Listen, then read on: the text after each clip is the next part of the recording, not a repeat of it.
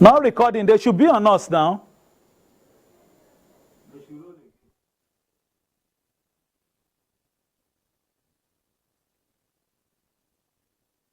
Invigorate the economy. Nigerians task ministers to carry out responsibilities with speed and sensitivity.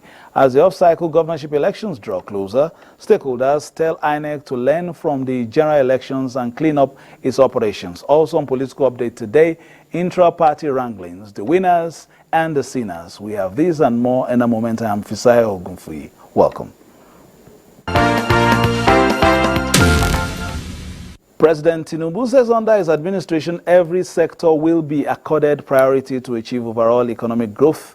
President Tinubu was addressing the inaugural Federal Executive Council meeting. He acknowledged that the times are hard and that expectation is high from Nigerians.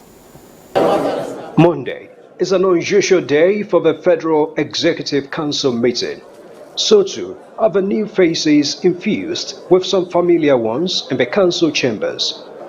So, exchanges of pleasantries were in order for the emerging Team Tinubu. But with the arrival of the president, there is a sense of urgency. They answered the call and swore to so serve the nation, and the president clearly appreciates the enormity of expectations from Nigerians, and that he presses home to the consciousness of the ministers. The expectation is high. And there's a tough time right now. We must work hard, commit ourselves, and create a buoyant economy that will serve every Nigerian. We have an employment level that is not acceptable. We are threatened by climate change. But to turn things around, you have been selected to perform your utmost best. Meanwhile, the current administration has formally rolled out an 8-point agenda to reinvigorate the nation's economy with security, poverty, eradication, and job creation topping the priorities. This was part of the marching order President Bola Tinubu gave to the ministers at the meeting Federal Executive Council meeting. We now go away with the marching orders to refine further the targets in particular, and within weeks to start rolling out policies and programs to turn around the economy and make things better for all Nigerians. We will take it in phases. We are looking at different sectors of the economy that will contribute to this job creation. Chief among them is the creative industry and the digital economy, and then the agri sector and agro-processing zone, and mining, oil and gas. So, Mr. President's vision includes the idea of harnessing the human capital of our youthful population to achieve the prosperity for everyone. Make sure the food is available, affordable, and accessible. Mr. President's vision is to ensure that Nigeria recovers lost time as quickly as possible, and Mr. President is desirous of ensuring that results begin to be seen on ground for the ordinary Nigerians. The move by President Bola Tinubu to reset the country and restore its glory through the appointment of ministers have been described by a pressure group, FCT Patriots Watch, as strategic and significant in the renewed hope drive of the administration. You have development, you have employment. So sometimes when we speak about development, you should know that we are talking about employment. Indirectly. You can see, you talk about Abuja, the Gariki collapse building. He was there. That is how to be proactive as a minister. The entire environment needs an urban renewal. There should be total urban renewal within the settlement.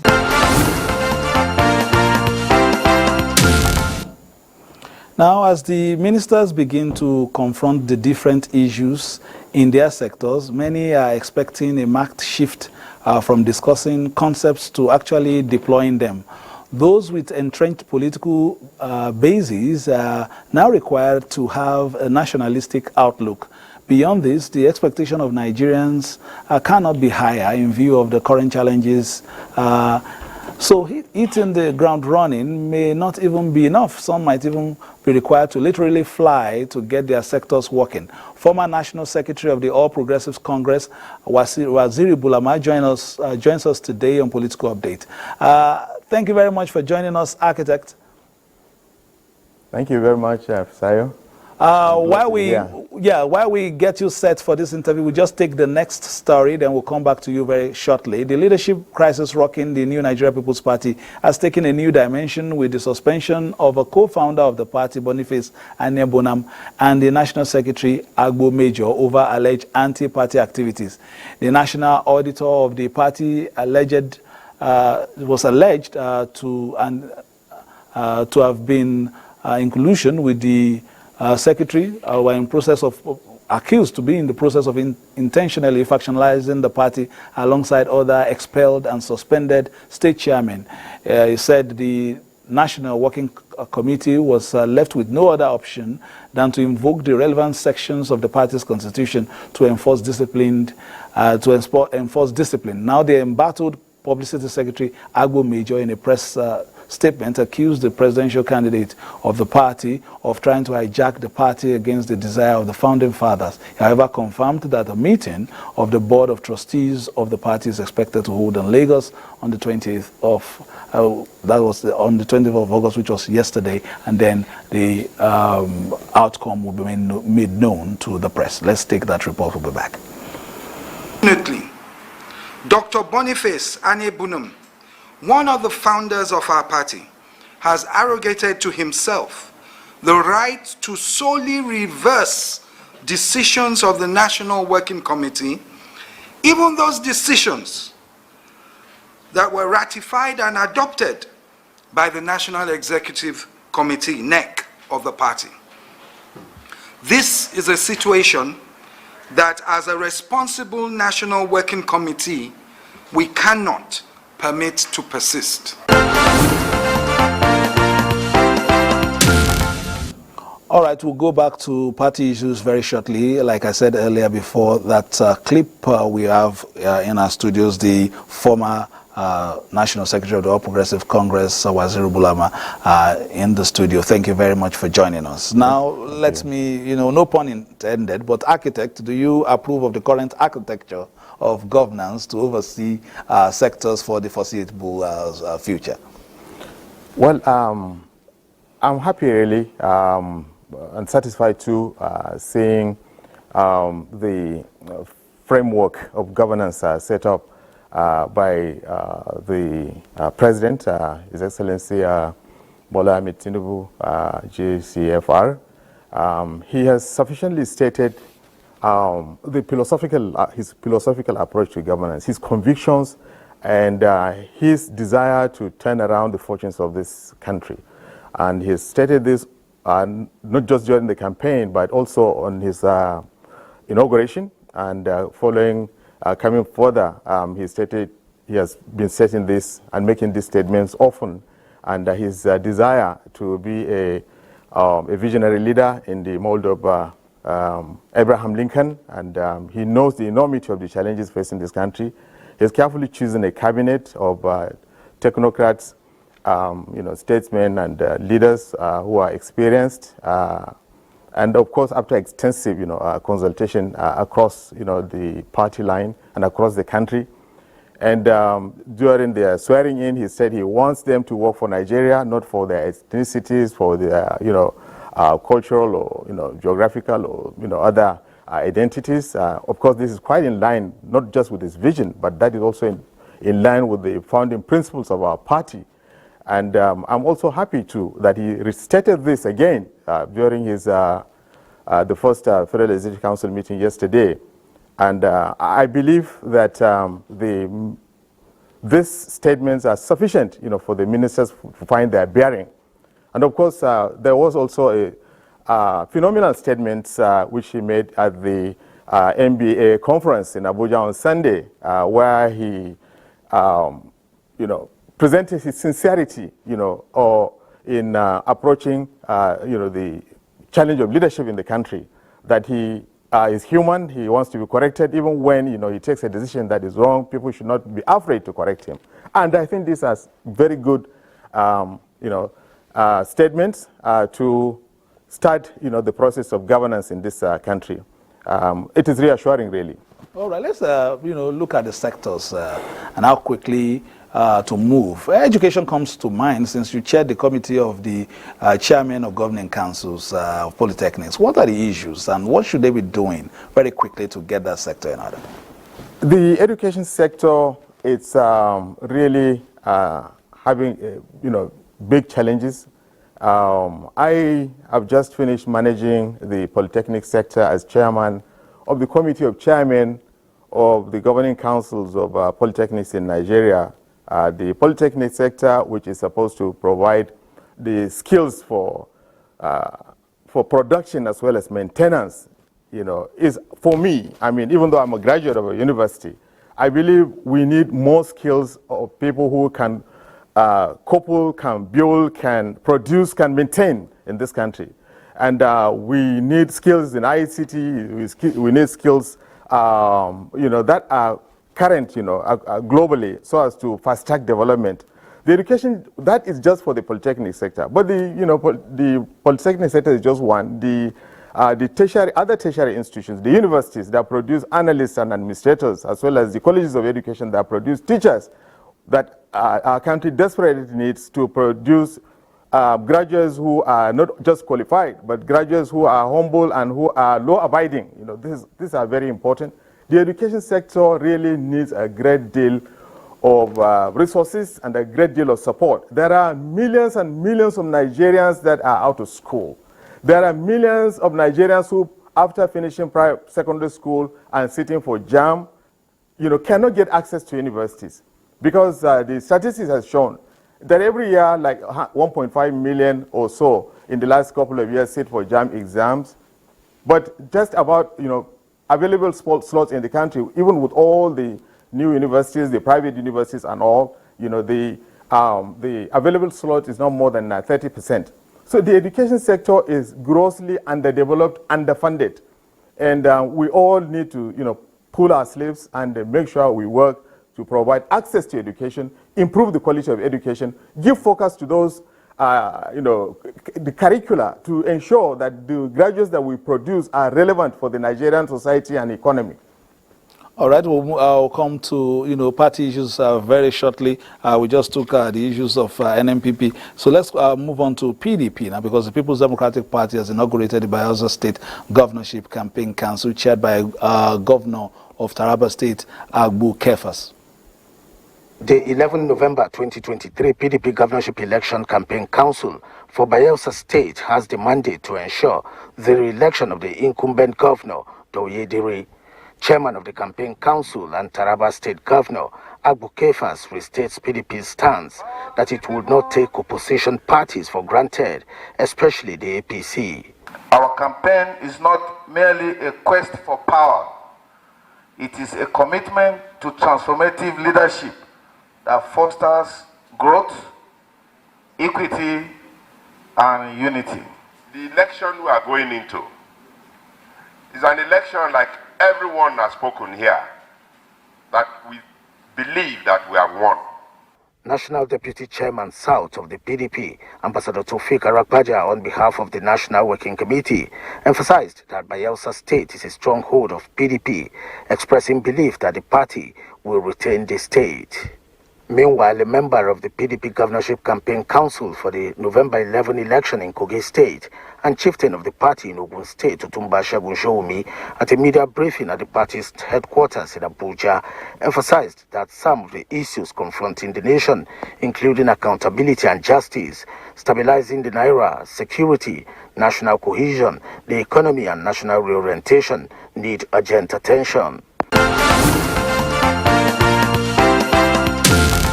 All right, we still have Akita Bulama here with us. Intra-party issues now. Just a few months to the off-cycle elections in Imo, in Bayelsa, Imo, and Kogi State. on the agenda. And of course, we're seeing some wranglings in the parties. We are seeing others also trying to get, back to shape to be relevant in that election. Looking at yours, we're seeing some recalibrations, some push and shove. Are we maturing democratically, or are we just, are the parties just contraptions to get power? Well, with all sense of modesty, I would say for us in the APC, we have not fared badly. In the last 10 years of our existence, this party was formed in 2013, following, the defects Nigerians noticed, in the performance of our democracy from 1999 to 2011. All the crises in the party, all cases of imposition, impunity, godfatherism, and so on. And the fact that you see during every election, the elections were, in many ways, compromised. So, like-minded Nigerians, came together, to form the APC to address the challenges in our democracy, the challenges of institution building, the challenges of rule of law. And so we have held on together. From 2013, we won 3 elections, 2015, 2019, and 2023. And along the line too, with the work of civil society and our own commitment to free and fair elections and to the tenets and principles of democracy, we've been able to improve the quality of democracy in Nigeria, the quality of elections in Nigeria. The accountability of elected people to citizens has improved. There is no party, well, for us, I know that internally we have a lot of challenges, but we have been able to hold together.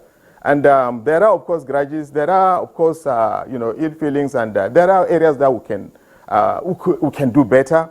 The APC itself, has shrunk from where it was in 2013 till now. I believe that the important thing is that we've held on together. There are no cases in court challenging the authority of the party, which means that we are all united around the leadership of the party. There are, of course, no serious challenges, but we need to do an integrity test. Like after going through this 2023 election, we need to look back and say, okay, what have we done right, what have we done wrong? Because before the 2023 elections, quite a lot of senior stakeholders of the party migrated and left the party because of many issues. And even now, there are, of course, internal challenges. These are not things for me to say, but we need, as a party, to collectively, generate discourse, brainstorming exercises, and so on, to ensure that our party's, systems and processes are strengthened. Our party is fair and just and transparent in its conduct and its relationship among its members. Our party is guided by its own constitution and also the Nigerian constitution. Our party is giving leadership to Nigerians that are accountable to Nigerian citizens and solving Nigerian problems. So we need to do a great deal of internal work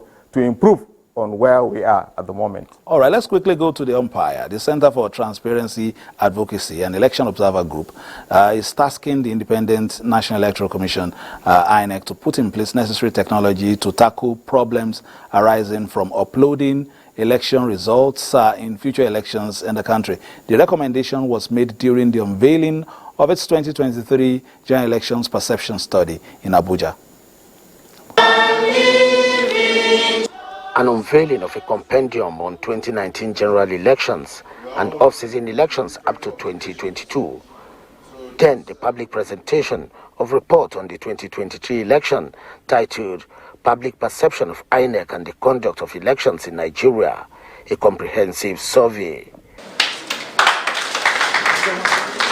The need for Nigeria to have more credible outcomes in future polls took the center stage here, as the Election Observer Group equally called on INEC to improve on the timely distribution of election materials, intensify voter education, advocating for citizen participation in governance, and continue to promote peaceful political conduct during elections. It is the duty of all of us to ensure the sustainability of our democracy in line with the popular maxim: the worst democracy is better than the best form of dictatorship.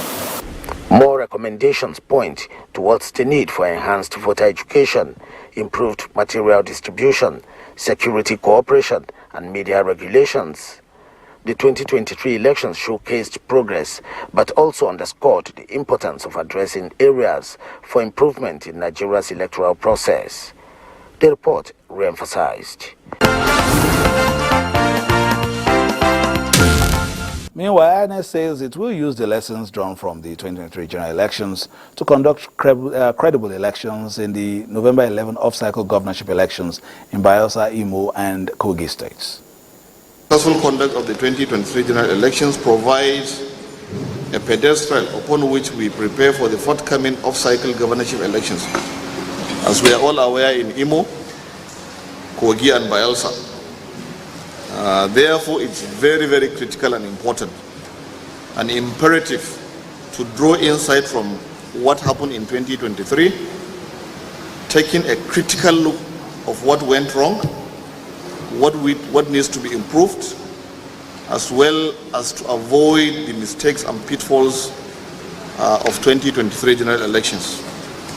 Let me also use this opportunity to re-echo the appeal by the Honorable Chairman of INEC to the political parties, candidates and supporters to shun political violence and adhere to the laws, regulations and guidelines as stipulated in the electoral legal framework during their campaigns on election day and post-election period. This is where we draw the curtain, but before we go, Akitebulano is still here. Elections are in a couple of months in those states, Imo, Bayelsa, and Kogi State. As a stakeholder, talking about being a party man, what are your expectations, especially from the umpire, learning from what we experienced earlier in the year?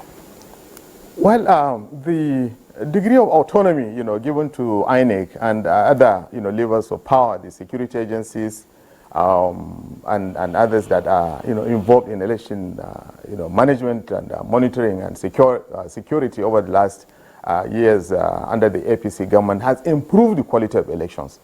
Our party is committed 100% to free and fair elections. Our party is committed to the autonomy of INEC as well as the security institutions. We want to see that this the gains made, by INEC, which has been acknowledged, both locally and internationally by our vocal, civil society groups, as well as the preening eyes of the international community. INEC has improved on its performance, and we intend to give all the support and comply with all the, regulations to ensure that INEC, delivers, free and fair elections.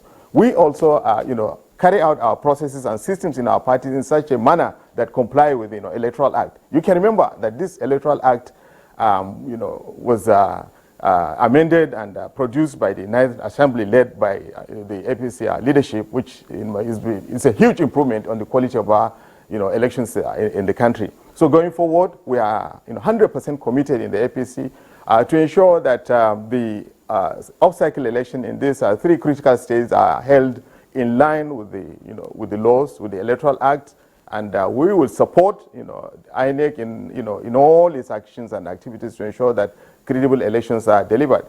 We are also, of course, doing our own campaign, reaching out to voters, in these states, going from village to village, street to street, every corner to corner, to mobilize citizens to vote for our party. We will not give you the opportunity to campaign now because other parties are not here. So that's how we end. Thank you so much, Akitebulano, for coming on our program, Political. We'll be back again on Friday for a brighter program, of course, with an eye on the elections coming on. And of course, we didn't do the international today, talking about issues across the border in Nigeria as well as Nigeria's interventions as far as the, ECOWAS is concerned in unraveling or perhaps putting and resolving the issues in Niamey. My name is Fisal Gumbi, thanking you for being a part of it, and of course urging you to, between now and the next time we meet, to play your politics for the greater good and keep it locked on the Nigerian television, Africa's finest and largest, for news, reviews, previews and interviews. Bye-bye now.